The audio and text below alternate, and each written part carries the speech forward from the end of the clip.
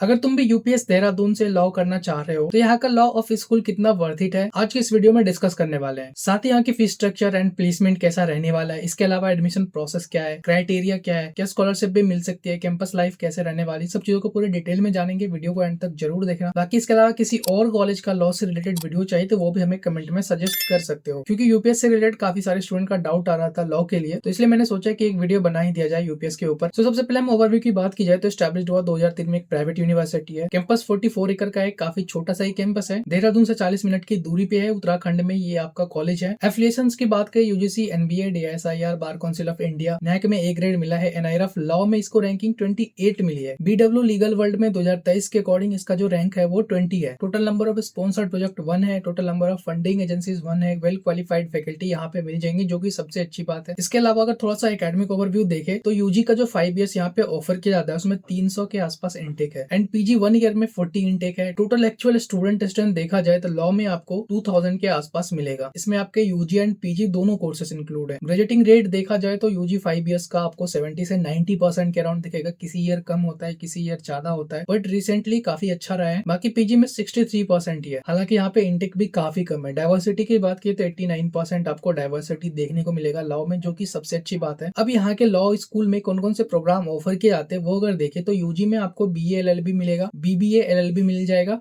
And आपका LLB honours मिल जाएगा, जिसमें आपको सेम प्रोग्राम ऑफर किए जाते हैं। ये सारे यहाँ के कोर्सेज हैं, स्ट्रीम है लॉ के अंदर। तो यहाँ से आप पूरे डिटेल में देख सकते हो। पीडीएफ का एक्सेस का लिंक आपको डिस्क्रिप्शन में मिल जाएगा, तो वहां से जाके आप इस पीडीएफ को अच्छे से चेकआउट कर सकते हो। अब इसके अंदर जितने भी स्ट्रीम है ना, टोटल 10 स्ट्रीम है, वो आपको तीनों यूजी कोर्सेज में देखने को मिल जाएगा ना। अगर पीजी की बात की जाए तो इसमें आपको एक ही कोर्स ऑफर किया जाता है एलएलएम, जिसमें आपको 5 स्ट्रीम मिल रहे होंगे। ओवरऑल अगर देखे तो 20+ प्रोग्राम्स लॉ में ऑफर किए जाते हैं, जिसमें से कई सारे स्पेशलाइजेशन भी ऑफर किए जाते हैं। सो ओवरऑल अगर तुम देखो तो यूपीएस में लगभग सारे कोर्सेज आपको मिलने वाले हैं स्कूल ऑफ लॉ में। इसके अलावा अगर तुम ग्लोबल अपॉर्चुनिटीज के लिए भी जाना चाहते हो तो उसके लिए भी कई सारे यहाँ पे प्रोग्राम्स ऑफर किए जाते हैं, जैसे सेमेस्टर ब्रॉड अपॉर्चुनिटीज हो गया यूनिवर्सिटी ऑफ कैलिफोर्निया के साथ। तो काफी सारे अच्छे अच्छे ऑप्शंस हैं आपको यहाँ पे ग्लोबल अपॉर्चुनिटीज में भी। अब इन स्कूल ऑफ लॉ में आपको एडमिशन कैसे मिल रहा होगा, इसके कई सारे एग्जाम है, लाइक एलसेट हो गया, इसके थ्रू भी आपको एडमिशन मिल सकता है। क्लैट हो गया, सीयूईटी हो गया, मेरिट बेस्ड हो गया। इसके अलावा यहाँ पे जो एलएलबी 5 ईयर्स में जो आपका एडमिशन होता है, इसका खुद का एंट्रेंस एग्जाम होता है यूएल सेट करके, उसके थ्रू भी आप जा सकते हो। तो अब अगर आप अप्लाई करना चाहते हो यूपीएस में लॉ ऑफ स्कूल में, ठीक है, तो आपको कमेंट में एक लिंक मिलेगा या डिस्क्रिप्शन में भी मिलेगा लिंक, वहां से भी अप्लाई कर सकते हो। अब आपको अप्लाई करना चाहिए या नहीं करना चाहिए वो आपको थोड़ा सा आगे पता चलेगा, वेट कर लो ना। एलिजिबिलिटी क्राइटेरिया देखे तो एलएलबी 3 ईयर्स में आपका 50% मार्क्स होना चाहिए 11-12 में, या आप ग्रेजुएट हो किसी भी स्ट्रीम से। अगर 5 ईयर्स का जो यूजी प्रोग्राम ऑफर किया जाता है उसकी बात की जाए तो आपका 50% ही होना चाहिए 10-12 में, किसी भी स्ट्रीम से हो, साइंस, आर्ट्स, कॉमर्स, कोई दिक्कत नहीं है। अगर तुम लिटरली इंटरेस्ट रखते हो यूपीएस में अप्लाई करने के लिए तो डिस्क्रिप्शन में या फिर कमेंट में जो आपको लिंक मिलेगा उसके थ्रू अप्लाई कर सकते हो। इसमें आपको वर्थ अप टू 3000 रुपीज का मिल सकता है आपके एकेडमिक्स पे, ठीक है। सो इतने सारे जो प्रोग्राम है, आखिर उसका फीस स्ट्रक्चर क्या रहने वाला है। अगर तुम यूजी 5 ईयर्स का टोटल फीस देखो तो अप्रोक्स 20 से 21 लाख आपका सिर्फ ट्यूशन फीस जाएगा। हालांकि इसका 25 एकेडमिक ईयर के लिए भी फीस रिलीज नहीं हुआ है, ठीक है, बहुत जल्दी आ जाएगा, बट एक ऑन एन एवरेज आप 20 से 21 लाख मान के चल सकते हो। तो अगर इसको तुम 5 से डिवाइड करोगे तो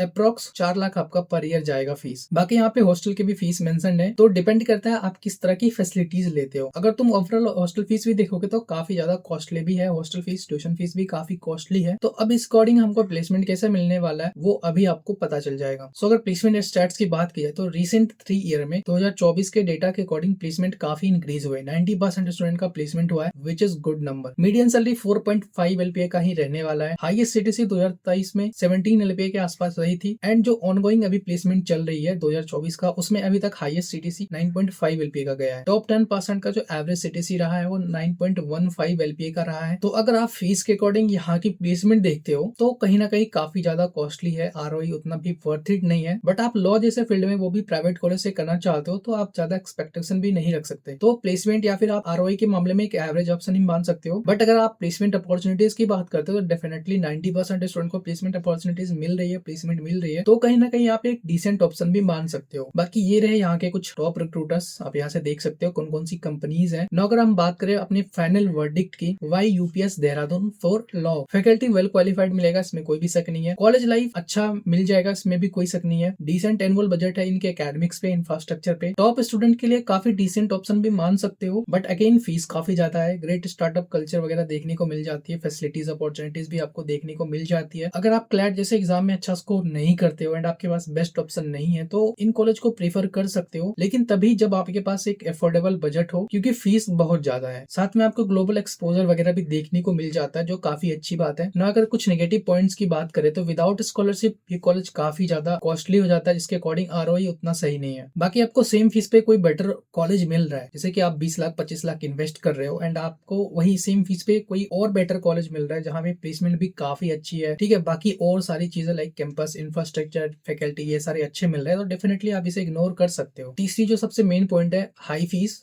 एंड आपको एक एवरेज आरओई मिल रहा होता है। प्लेसमेंट स्टैट्स भी थोड़े मिक्स टाइप के ही हैं एंड जो लास्ट फैक्टर है वो लोकेशन हो सकता है, क्योंकि देखो सबको ये पहाड़ी इलाका पसंद नहीं आने वाला है, ठीक है। एंड खास करके इस तरह के लोकेशन में फैसिलिटीज वाइज आपको कभी कभी डिसअपॉइंट जरूर मिलेगी, बट कैंपस के अंदर वो सारी चीजें आपको कमी नहीं मिलेगी। तो अब ये तुम्हारे ऊपर डिपेंड करता है। अगर तुम ये सब चीजें कंसिडर करके चलते हो तो डेफिनेटली यूपीएस तुम्हारे लिए नहीं है, लेकिन अगर तुम इस फीस को अफोर्ड कर सकते हो, ठीक है, बाकी ये सारी चीजें तुम्हें चाहिए तो डेफिनेटली तुम यूपीएस के लिए जा सकते हो। क्योंकि कहीं ना कहीं अगर तुम उत्तराखंड में अगर कोई प्राइवेट कॉलेज ढूंढ रहे हो लॉ के लिए तो डेफिनेटली यूपीएस उसमें सबसे ऊपर आता है। इवन तुम अगर इंजीनियरिंग की बात करते हो या फिर एमबीए की, खास करके प्राइवेट कॉलेज में। सो आज के वीडियो में बस इतना ही। अगर तुम्हारा अभी कोई डाउट हो तो let me know in the comment section. बाकी अगर तुम इंटरेस्टेड हो तभी तुम अप्लाई करना, कमेंट में आपको लिंक मिलेगा अप्लाई करने का। बाकी मिलते हैं इस तरह के और भी हम इन्फॉर्मेटिव रिव्यू वीडियो के साथ, तब तक के चैनल को सब्सक्राइब कर लेना।